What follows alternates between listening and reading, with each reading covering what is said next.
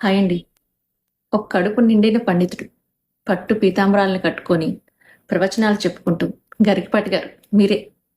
వీళ్ళకి ధనవంతులతో ఏ ప్రాబ్లం ఉండదు. క్లబ్బుల్లో పబ్బుల్లో తిరిగే వాళ్ళ గురించి ఏ ప్రాబ్లం ఉండదు. లక్షల కోట్ల ఎగ్గొట్టి విదేశాలకు చెక్కేసే వాళ్ళతో ఏ ప్రాబ్లం ఉండదు. వీళ్ళ బాధంతా ప్రాబ్లం అంతా పాపం ఒక పేదవాడి కంచంలో ఉండే మెతుకు మీద, వాడి బతుకు మీద, వాడికిచ్చే ఒక ఆసరా పథకం మీద మాత్రమే ఉంటది. ఇది ఎందుకు చెప్పాల్సి వస్తుందనంటే, రీసెంట్‌గానే ఆయన మాట్లాడుతూ చాలామంది వినే ఉంటారు.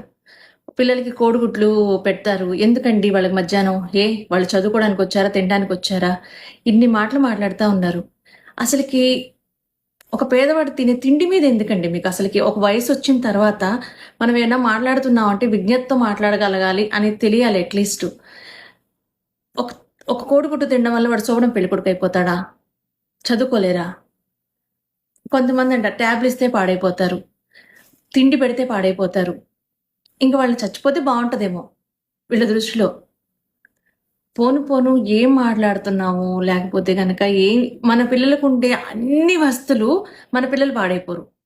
అదే పేదవాడికి ఏదన్నా ఇచ్చారంటే మాత్రం ఖచ్చితంగా వాడు పాడైపోతాడు. వాడు దేనికి పనికిరాని వాడైపోతాడు. వాడికి ఒక ఇంగ్లీష్ విద్య ఉండకూడదు. వాడికి మనకి సంబంధించిన మన పిల్లలకు సంబంధించిన ఏ విషయాలు వాడికి ఉండకూడదు. అదేమనంటే ఆయన ఉచితాలు. ఇంతకంటే మన డబ్బుల్ని తీసుకొనెళ్ళి విదేశాల్లోకి పారిపోయే వాళ్ళ మీద అసలు ఏ రోజు మనం మాట్లాడం. కేవలం పేదవాడు తిండి మీద మాత్రమే మాట్లాడగలుగుతున్నాం అనంటే ఎంత దౌర్భాగ్యమైన స్థితిలో ఉన్నామో ఆలోచించుకో.